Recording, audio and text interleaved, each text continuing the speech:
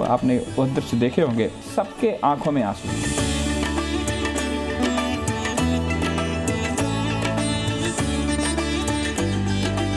इतना विकास कर दिया है कि यहाँ आ जाओ तो जाने का मन ही नहीं करता।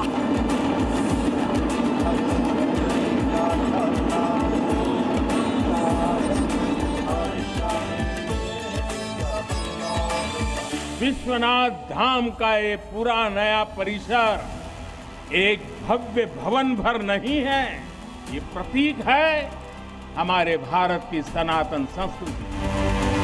पिछले साल 2025 में लगभग 2 लाख करोड़ रुपए का वहाँ बिजनेस हुआ और स्टेट गवर्नमेंट को अंदाजन करीब 25,000 करोड़ रुपए का टैक्स आया।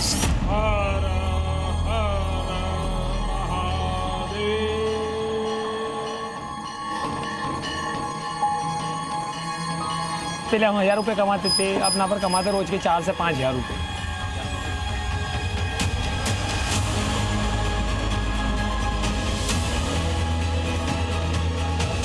मंदिरों का भव्य निर्माण, जैसे सोमनाथ, इसको लेके अभी उत्सव भी हुआ, या अयोध्या में श्री राम जी का मंदिर, इनको केवल आप हिंदू नजरिए से मत देखिए, मैं तो इनको भारत के गौरव के नजरिए से देखता हूं। भारत का तो विजन है, विकास भी, विरासत भी।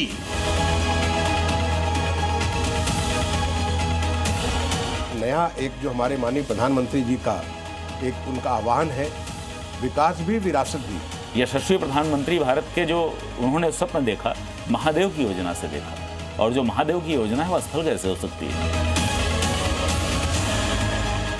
नमस्कार, मैं हूं आपके साथ शरद अवस्थी। अयोध्या के श्री राम, काशी के विश्वनाथ, उज्जैन के महाकाल, हिमालय के केदारनाथ और समुद्र तट के सोमनाथ। भूगोल अलग है, भाषाएं अलग हैं, परंपराएं भी अलग हैं, लेकिन भावना एक है, एक भारत श्रेष्ठ भारत। अपने नए, विलक्षण और आधुनिक स्वरूप में ये तमाम तीर्थ स्थान आज सिर्फ आस्था का केंद्र नहीं है, बल्कि सांस्कृतिक एकता, आर्थिक समृद्धि और इसी के साथ साथ राष्ट्रीय स्वाभिमान का प्रतीक भी बन चुके हैं। लेकिन पिछले 12 वर्षों में ये कैसे हुआ, आज हम आपको इसकी एक झांकी दिखाने जा रहे हैं।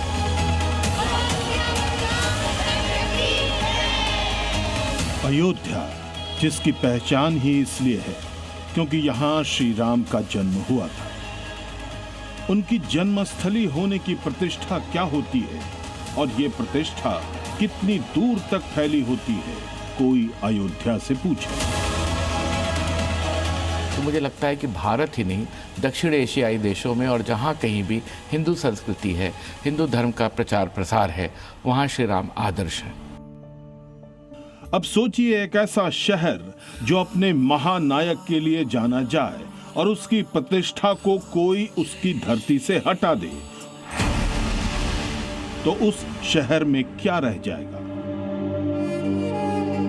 ये तो अयोध्या जो हमारे प्रदेश का असर था, मैं जाता था, देखता था, रो रहा है शहर में। हम लोग घर में रह रहे थे, वो बाहर बैठे थे, आज मंदिर के अंदर बैठ गए, अपने घर के अंदर बैठ गए, कितना सुंदर लग रहा है। उस समय हिंदुओं की क्या मानसिक स्थिति रही होगी जब इनको इन इस्लामिक गाजी आक्रांताओं ने आकर के तोड़ा था। और वो जो ट्रॉमा जिसे बोला जाता है, जो मानसिक तनाव, वो पीढ़ी दर पीढ़ी किस तरीके से आज तक मौजूद है।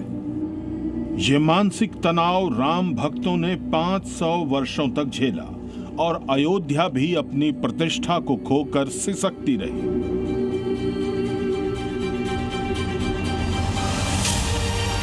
लेकिन भव्य मंदिर में राम लला की प्राण प्रतिष्ठा ने अयोध्या और हिंदुओं दोनों को अपनी प्रतिष्ठा वापस दिलवा दी। इसलिए इस कालखंड को सनातन का स्वर्णिम काल भी कहा जा रहा है। आज आप देखिए, वो खिलखिला रहा है। पीढ़ियों के स्वप्न साकार होने जैसी स्थिति है। कभी राम बन के, कभी श्याम बन के, चले आना प्रभु जी, चले आना। भगवान नहा था, भगवान उसमें थे तो बहुत कष्ट के बाद जैसे लगता है कि हमारा एक परिवार का कोई बहुत बड़ा सदस्य आ गया है। 22 जनवरी 2024 को प्रधानमंत्री नरेंद्र मोदी के हाथों भव्य मंदिर में राम लला विराजमान हुए तो ये अप्रतिम दृश्य विश्व पटल पर अंकित हो गया। इसके बाद से आज तक लगभग 50 करोड़ राम भक्त अयोध्या आ चुके हैं। सबकी स्थिति एक जैसी है। बहुत भाव विभोर रोए हम हमको लगा कि वहाँ पर एकदम भगवान के पूरा आत्मा हम पर समा गया।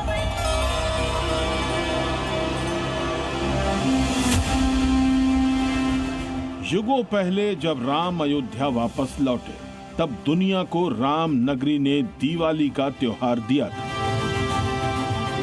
अब राम लला फिर से विराजमान है तो सारी दुनिया सरयू तट पर अयोध्या की दिवाली देखने आती है। जो शहर एक उत्सव के जनने का कारण है, वहां दीपोत्सव हो रहा है भव्य और दिव्य। इससे बड़ी सुकून की बात कुछ नहीं हो सकती। अगर अयोध्या भारत की आस्था का हृदय है तो काशी उसकी अनंत चेतना। हजारों वर्षों से दुनिया की सबसे प्राचीन जीवित नगरी कहलाने वाली काशी ने सब कुछ देखा है। राजा, साम्राज्य, संघर्ष और परिवर्तन। लेकिन पहली बार ऐसा हुआ जब शिव के 12 ज्योतिर्लिंगों में एक बाबा विश्वनाथ के दरबार और मां गंगा के बीच खड़ी दीवारें हट गई। जो मां गंगा उत्तर वाहिनी होकर बाबा के पांव पखारने काशी आती है, वो मां गंगा भी आज बहुत प्रसन्न होगी। अब जब हम भगवान विश्वनाथ के चरणों में प्रणाम करेंगे, ध्यान लगाएंगे, तो मां गंगा को स्पर्श करती हुई हवा हमें स्नेह देगी। श्री राम मंदिर ने अगर हिंदुओं का खोया आत्मविश्वास लौटाया तो इस आत्मविश्वास के शिल्पकार भी प्रधानमंत्री नरेंद्र मोदी ही थे। काशी विश्वनाथ कॉरिडोर सदियों पुरानी काशी की विरासत को सामने लेकर आया। इसी कॉरिडोर ने भागीरथी को भगवान विश्वनाथ से मिला दिया और काशी में करोड़ों शिव भक्तों का मेला लग गया। मोदी जी जब 2014 में आए थे काशी के सांसद के रूप में, तो उन्होंने कहा था माँ गंगा ने मुझे बुलाया है, और माँ भागीरथी के पुत्र के रूप में उन्होंने वास्तव में काशी में जब से काशी के सांसद हुए और भगवान विश्वनाथ की पावन कृपा से देश के यशस्वी प्रधानमंत्री के रूप में उन्होंने जब शपथ ग्रहण किया तो संपूर्ण काशी ये मान ली कि हम प्रत्येक नागरिक देश के प्रधानमंत्री हैं। लेकिन इससे पहले विश्वनाथ के दर्शन के लिए थोड़ी कठिन तपस्या करनी पड़ती थी। ये वातावरण पहले तो नहीं था, गलियां थी, सकरी गलियां थी, आप देखते थे स्वच्छता का अभाव था।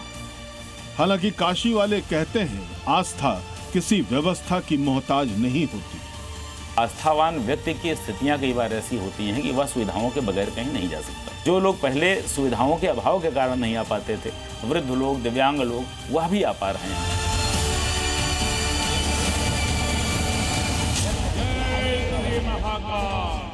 काशी में शिव समय के साक्षी, लेकिन उज्जैन में शिव स्वयं महाकाल, वो शक्ति जो समय को भी नियंत्रित करती है। कभी प्राचीन भारत की ज्ञान राजधानी रही उज्जैन आज फिर एक नई पहचान के साथ दुनिया के सामने खड़ी है। इसका प्रमाण है ये आधुनिक स्थापत्य जिसका लोकार्पण प्रधानमंत्री नरेंद्र मोदी ने 11 अक्टूबर 2022 को किया था। यहाँ महाकाल लोक का निर्माण उस सांस्कृतिक स्मृति का पुनर्सृजन है जिसने कालिदास से लेकर विक्रमादित्य तक भारत के स्वर्णिम अध्याय लिखे थे। हमारी तपस्या और आस्था से जब महाकाल प्रसन्न होते हैं तो उनके आशीर्वाद से ऐसे ही भव्य स्वरूप का निर्माण होता है। बृहस्पति भारत के 12 ज्योतिर्लिंगों में एक और अब इस मंदिर के आसपास का क्षेत्र महाकाल की महिमा की तरह भव्य बन चुका है। करीब 900 मीटर लंबे महाकाल लोक ने केवल मंदिर का विस्तार नहीं किया, बल्कि लाखों लोगों में सनातन संस्कृति के प्रति नया आकर्षण पैदा किया। बहुत सुंदर डेकोरेशन है और इसके लिए जो भी मोदी जी ने जो फाइनेंस लगा दिया है, जैसे गवर्नमेंट सभी तीर्थ क्षेत्रों को बहुत अच्छे तरह से संभालना चाह रही है। हिंदू आस्था का ये संरक्षण मैदानों से पर्वतों तक हुआ। शिव का एक और पवित्र ज्योतिर्लिंग केदारनाथ, जहां 2013 की आपदा में सब कुछ समाप्त हो गया था। धरती की आध्यात्मिक परंपरा का एक नियम है, वो टूटती नहीं फिर खड़ी होती है। केदारनाथ इसका सबसे जीवंत उदाहरण है। जहां कभी मलबा था, आज वहां लाखों श्रद्धालुओं की आस्था है। बाबा केदार का सानिध्य न जाने कैसी अनुभूति की तरफ खींच के ले चला जाता है, जिसके लिए मेरे पास शब्द है ही नहीं।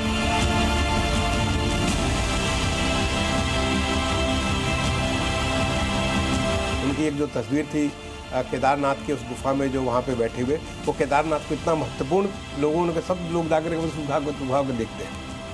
प्रधानमंत्री नरेंद्र मोदी का फोकस आस्था और अर्थतंत्र के महत्व पर रहा है। यही कारण है कि उनके कार्यकाल में अब तक जितने दिव्य कॉरिडोर बने, सब आस्था और अर्थतंत्र के प्रतीक हैं।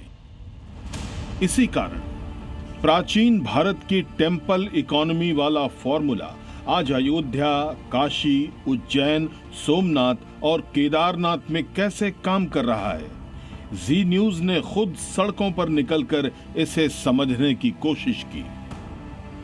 राज परिवारों से लेकर इन शहरों के उस सामान्य लोगों से बात की जो पलायन कर चुके थे लेकिन अब अपने शहरों में लौट आए।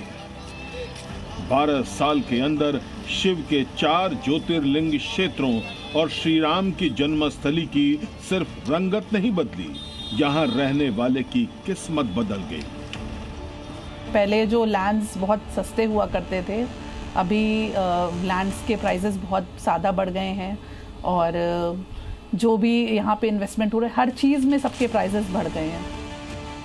मंदिर निर्माण की खबर से पहले अयोध्या में एक वर्ष में बमुश्किल 2 से 2.5 लाख पर्यटक पहुंचते थे, लेकिन अब लगभग रोजाना इतने पर्यटक श्री राम मंदिर के दर्शन करते हैं। भारत का सबसे बड़ा टूरिस्ट डेस्टिनेशन अब न तो गोवा है न आगरा का ताजमहल। 2025 में ताजमहल देखने लगभग 70 लाख लोग पहुंचे।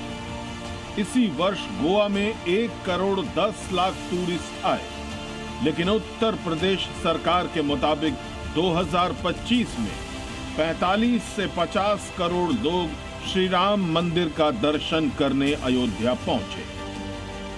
इस हिसाब से अयोध्या देश का नहीं, दुनिया का सबसे बड़ा पर्यटन स्थल बन गया। पहले कहाँ लोग आते थे? हमने तो अपने इसी कार्यकाल में पिछले कुछ दिनों में 2 राष्ट्रों के प्रधानमंत्री को अपने अयोध्या में उनका स्वागत किया है। माननीय प्रधानमंत्री के जाने से नहीं, उन्होंने जो प्रयास किया, जो विरासत को वापस जिंदा करने का, वहाँ पे सड़कें इतनी चौड़ी हैं, वहाँ पे हर तरह की व्यवस्थाएं और व्यवस्थाएं बढ़ रही हैं, चाहे पंचकोसी हो, चाहे 14 कोसी परिक्रमा की बात हो, हर एक व्यवस्थाएं लगातार बेहतर से बेहतर होती चली जा रही है। यही वजह है कि अयोध्या में मंदिर निर्माण से पहले 200 रेस्टोरेंट थे, लेकिन आज 2000 से ज्यादा है। ठहरने के लिए 100 से ज्यादा नए होटल खुल चुके हैं। बड़ी लग्जरी होटल चेन अयोध्या पहुंची। अयोध्या में 1700 से ज्यादा नए होम स्टे बने जो हमेशा फुल रहते हैं। 2018 में मंदिर के पास जमीन की कीमत 400 रुपए स्क्वायर फीट थी, आज 18,000 रुपए स्क्वायर फीट है, यानी मंदिर बनने से जमीन की कीमत 45 गुना बढ़ गई। आज अयोध्या की सड़कों पर जो व्यवसाय करना चाहता है, उसकी पॉकेट भरी हुई है। लोगों को अपने रोजगार के लिए अब बाहर नहीं जाना पड़ रहा है। मान लीजिए कोई आदमी आ रहा है, उसे ग्रीट करने के लिए किसी ने चंदन का एक टीका लगा दिया, मान लीजिए जय श्री राम लिख दिया। जय श्री राम लिखने से भी लोगों की आमदनी हो सकती है। अब जिनके माथे पर श्री राम हैं, दिल में श्री राम हैं, जहां बने भव्य मंदिर में श्री राम हैं, ऐसे अयोध्या वासियों पर तो राम की कृपा बरसेगी ही। 60% भीड़ जो है हनुमान जी के पास बढ़ा है। काफ़ी बाहरी लोग यहाँ पे आते हैं। हमारे जीवन में बहुत परिवर्तन आया है। हम भी अपने पैरों पे खड़े हो गए, हमारी भी एक दुकान हो गई। कमाते हैं इसी से, हनुमान जी की कृपा है, राम जी की, कि हमारी दुकान चल रही है। अभी 1 साल पहले कुंभ जब आया था, कुंभ में इतनी भीड़ थी कि लोग सामान दे नहीं पा रहे थे। अयोध्या में जय श्री राम की पताका लहरा रही है तो काशी में हर हर महादेव गूंज रहा है। कॉरिडोर बनने के बाद काशी में भक्ति और विकास का संगम एक नई आर्थिक क्रांति का आधार बन चुका है। कॉरिडोर बनने के बाद 29 करोड़ लोग काशी विश्वनाथ के दर्शन करने आए। दुनिया में कुल 195 देश हैं और सिर्फ भारत, चीन और अमेरिका यानी 3 देशों की आबादी 29 करोड़ से ज्यादा है। उत्तर प्रदेश पर्यटन विभाग के मुताबिक उत्तर प्रदेश आने वाला हर पर्यटक कम से कम 5,000 रुपए खर्च करता है। काशी में 70% तीर्थ यात्री साउथ इंडिया के राज्यों से आते हैं, जिनके खर्च का आंकड़ा ज्यादा होता है। इस हिसाब से अब आप काशी की टेम्पल इकोनॉमी का आंकड़ा भी सुनिए। 1 लाख क्रॉस कर चुकी है पर कैपिटल इनकम काशी की। काशीवासी कहते हैं हमारे मोदी जी, तो हमारे मोदी जी की काशी, ये भाव काशीवासी जल्दी किसी को देते नहीं है। जो काशी आएगा वह बनारसी साड़ी भी खरीदेगा, जो काशी आएगा वो टमाटर चाट भी खाएगा, जो काशी आएगा वो लाल पेड़ा भी खाएगा। काशी के बाद टेम्पल इकोनॉमी के कॉरिडोर मॉडल का एक और विराट स्वरूप दिखाई देता है मध्य भारत में, जहां महाकाल लोक ने भक्ति को आर्थिक शक्ति में बदलने की नई कहानी लिखी है। अक्टूबर 2022 में 856 करोड़ रुपए की लागत से बने महाकाल लोक का उद्घाटन हुआ। उससे पहले तक यहां श्रद्धालुओं की संख्या रोजाना 10 से 15 हजार थी, लेकिन अब रोजाना 1.5 लाख और छुट्टियों के दिन 2.5 लाख लोग पहुंचते हैं। 200% का उछाल है अभी। मतलब अगर 10 कस्टमर आते थे तो अब 100 आने लगे, ऐसा वाला काम हो गया है। चारों तरफ आप देखेंगे तो चारों तरफ व्यापार और रोजगार और बहुत सी ऐसी चीज़ें हैं कि जो बाबा महाकाल की कृपा से बहुत व्यवस्थित हुई हैं, जिसके बाद में व्यापार 4 गुना बढ़ चुका है। करोड़ों लोग तो सिंहस्थ के पूर्व ही आ रहे हैं, तो सिंहस्थ के दौरान कितना व्यापक नजारा होगा, कितना विहंगम दृश्य होगा, इसका अनुमान अभी लगाया जा रहा है। जिस केदारनाथ में त्रासदी के पहले 1 वर्ष में 5.5 लाख लोग पहुंचते थे, त्रासदी के 1 साल बाद सिर्फ 40,000 लोग गए थे। वहां 2025 में 16,50,000 तीर्थ यात्री दर्शन करने जाएंगे।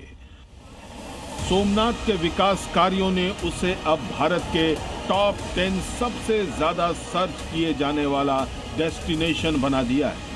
आस्था के केंद्रों में आर्थिक क्रांति इसलिए भी आ रही है क्योंकि धर्म के प्रति लोगों की रुचि और समर्पण बढ़ा है और अब तो भारत का जेन जी भी धार्मिक होता जा रहा है।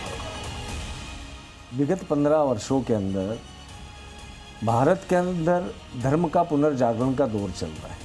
मैं इसे पूर्णतः पुनर्जागरण इसलिए कह रहा हूँ कि भक्ति आंदोलन जिस समय पे हुआ था, उस समय पर इसी प्रकार की परिस्थितियों का निर्माण हुआ था और जनता की धार्मिकता के अंदर बेहद ज़्यादा तेजी से वृद्धि हुई थी। जब कोई श्रद्धालु रामलला के दर्शन करता है, काशी जाकर हर हर महादेव का उद्घोष करता है, उज्जैन महाकाल में जाकर महाकाल के सामने शीश झुकाता है, केदारनाथ की कठिन यात्रा पूर्ण करता है या फिर सोमनाथ के तट पर खड़े होकर समुद्र की गर्जना सुनता है, तो वो सिर्फ एक तीर्थ यात्री नहीं होता, बल्कि वो भारत की उस अनंत यात्रा का हिस्सा होता है जिसमें आस्था विकास को जन्म देती है, संस्कृति समृद्धि का आधार बनती है और मंदिर राष्ट्र निर्माण के केंद्र बन जाते हैं। यही है एक भारत श्रेष्ठ भारत। नमस्कार।